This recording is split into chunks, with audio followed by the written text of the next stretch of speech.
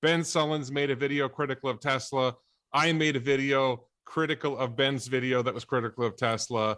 Carlos and Vitaly did a video judging me and Ben. And essentially, so we've gone really meta now. And now Carlos and Vitaly now are going to talk about their video, about my video, about Ben's video. And maybe somebody else will make a video about our video in the future. We're going to talk about Ben Sullins, E4 Electric, Lucid Motors, Arcimoto, my pod car, and who knows what else. Are you ready? Let's go. Would you guys please tell my audience about yourselves and your channel, Freelancer Finance? Vitaly and I have known each other for a long time now. I'll say more than half our life. We met at roughly 15 years old, and it was really music that brought us together. We had a band for a while, and I would say we lost contact after that, and we went our separate ways. But independently, we were developing this like love and passion for film and television. And so Vitaly went off to LA and studied film and television there. I stayed and became an editor in New York. And when he came back, we reconnected. I directed a couple of jobs, and we worked together on some projects. And we started getting into investing, and we kept in touch. We kept in touch on the investing front. And I'd say when I moved out to LA in 2015, Vitaly and I got together on an investment property. That was the thing that ensured we would probably never lose touch again, because now we had money in it. And I'd say from 2015 to 2019, we increased how much we were discussing about our investments. And I'd say around the time of the pandemic, we were just in such communication every day, trying to get an angle and a read on the markets, that one day we just decided, like, these conversations are pretty funny and interesting, and maybe we should just throw them up on YouTube. At best, they might give somebody some insight and some information, and at worst, it'd be entertaining and a way of logging our conversations. And 21 months later, we're sitting here with Warren Redlich. Yeah, no, yeah. I found your video breaking down, just so you guys know, they were fairly critical of me. And I still found it fascinating, entertaining. I think the way you guys discussed it was great. Obviously, I don't agree with your negative criticisms of me, but I still think you guys did a great job, and it was fun to watch. Well, we appreciate that you saw the humor, and it wasn't all supposed to be like just bashing you. It wasn't meant for that, obviously. Right. But just to go back on Carlos's thing, that he's skipping over some things which are kind of funny. We met being counselors. We were counselors for kids in a camp when we were 15, right? So yeah. That's how we met in that camp. But later, I started investing in real estate and actually went to engineering first before film. So I started doing these 2-family houses and flipping real estate. And one day I was like, well, to grow, you need money.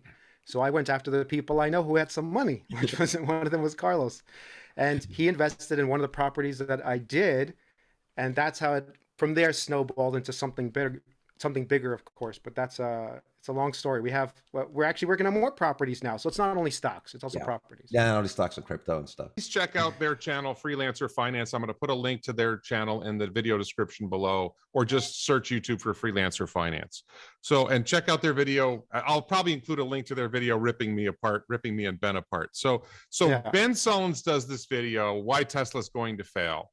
Mm-hmm. I do a video ripping on Ben, and you guys do a video evaluating us. And I think by and large on the substance, you guys agreed with me. Your biggest criticism of me, which is accurate in a sense, is that I was too mean.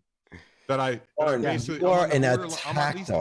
at least on the edge of calling him names or accusing him of being no. This is not the edge, Warren. Let's face it. This was like you crossed the edge. Dismantled the guy. Well, no, I dismantled him, but it wasn't. If I dismantled him on argument and facts, I think you guys felt I got personal, which is true. I did get personal. Yeah. And I guess I want to give you a little bit of background of why I do things the way I do them. So in case you don't know, I still am a trial lawyer. I haven't done a trial in a long time. I'm retired in Florida now. New York State won't let me retire, but I've had over 50 jury trials. And in the training for being a trial lawyer that I went through, there's this idea that you drag somebody out. There's somebody who's lying to the jury. And or and the audience is the jury, and Ben is the witness, okay? And they're lying to the jury, and they're a hostile witness. You don't call them right away. You drag out the lies. You show the audience how much they're lying, and you wait until you get to the point where the audience is begging you to slap them, and that's when you come down on them. So the way I try to do it is I try to expose the lies, and get to the point where the audience is ready for me to smack them harder. And that's the strategy. And I'll just say, for my audience, it worked really well. Just to be clear. We are the audience. Hold on. I totally agree with you what you're saying, first of all. But the problem is Ben is just a static image on the screen, not even able to defend himself at that point. So I'm becoming a Ben defender here. Here we go. He's not able to say anything back to you. So the question is, it's different when you're in front of somebody and they have to actually respond. Ben has no way of responding besides then a day or two later to make a video about it, right? Basically. Well, but that's also part of the format. Like he could invite Ben on the show. I mean, that's part of the format of a reaction. I would like to see that. We talked about that in the video. I'd love to see you go. Right. So the answer to that is I've done that with E4Electric, with Alex from E4Electric. The situation is that Ben is there's punching up and there's punching down. Okay. So I have a bigger audience than you have. Ben has a bigger audience than I do. And both of us. I don't bother smacking you guys. I enjoyed the conversation. I thought it was fun. I'm not gonna you don't punch down, you punch up. Ben is up. Ben is not going to engage in a conversation with me. I know that Ben is not going to engage in a conversation with me. I'm not even bothering to ask him to come do a video with me because I know he's not going to engage. So when I went after Alex from E4Electric, he said, let's do a video together. Alex could have contacted me and said, Ben could have contacted me afterwards and said, hey, Warren, you made some good points. I'd like to have a conversation with you about this, which Alex did. So to Alex's credit, Alex engaged with me in a conversation. Right. But it's up to Ben, who is the bigger player. Like I have 64,000 subscribers. Ben has over 240,000 subscribers. And I reached out to you, right, to say, hey, let's do a video together. You guys didn't say, hey, Warren, do a video with us. I asked you. I believe that it's his place to say, okay, I made this. And by the way, he used Elon as a static image and he attacked Elon, right? He actually said that Elon assaults women. Yeah, that was a couple. Yeah, that was no. Hold on. Crossed some lines.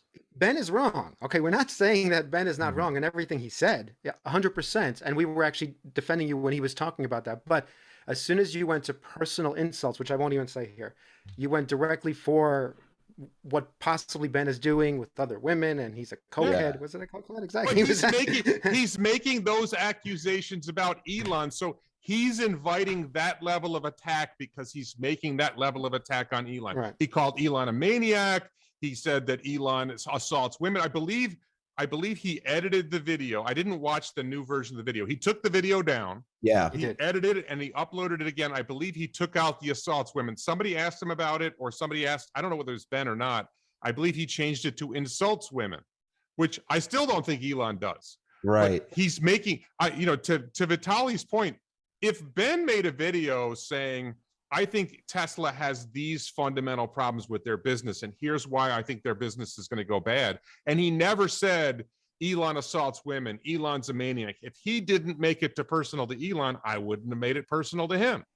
I don't think I made it personal to Alex when I criticized Alex's analysis, right? I don't think I called Alex names because Alex wasn't calling Elon names. Ben opened the door. This is a lawyer speak, right? Ben opened the door to going to that level when Ben went to that level. And I appreciate that you didn't like it, Vitaly. I think Vitaly disliked it more than Carlos did. I'm a Warren Bull. I think like you say, he had it coming to him. He had it coming to him. But the audience understood. My audience, not specifically you, my audience of 64,000 subscribers got it.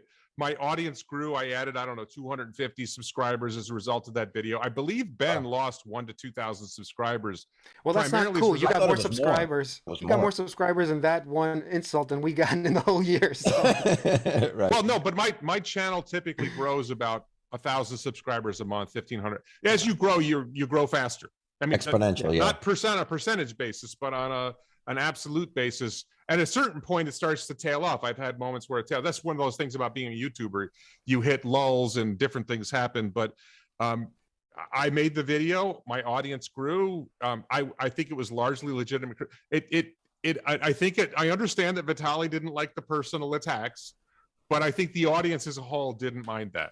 So go ahead. The question is, though, for you personally, you've been an attorney, right? So you know that there is 60,000 out of one of those 60,000 is one lunatic, right? So what happens when someone escalates the fight further based on your words? So you've been an attorney. What happens there? That was my only thing, that as we build our channel, we don't want our thing to escalate to where people are infighting. Do you see what I'm saying? Well, so number one, I don't agree that that's a serious concern. I think that if there's somebody who doesn't like Ben Sullins, my video isn't going to turn them into a homicidal maniac. And you could take the same approach to Ben Sullins trashing Elon, and he has 4 times as many subscribers, and say, why is Ben inflaming people against Elon Musk, who's a much I don't think people are looking for me. I don't think people are looking for Ben. No one is out trying to track us down.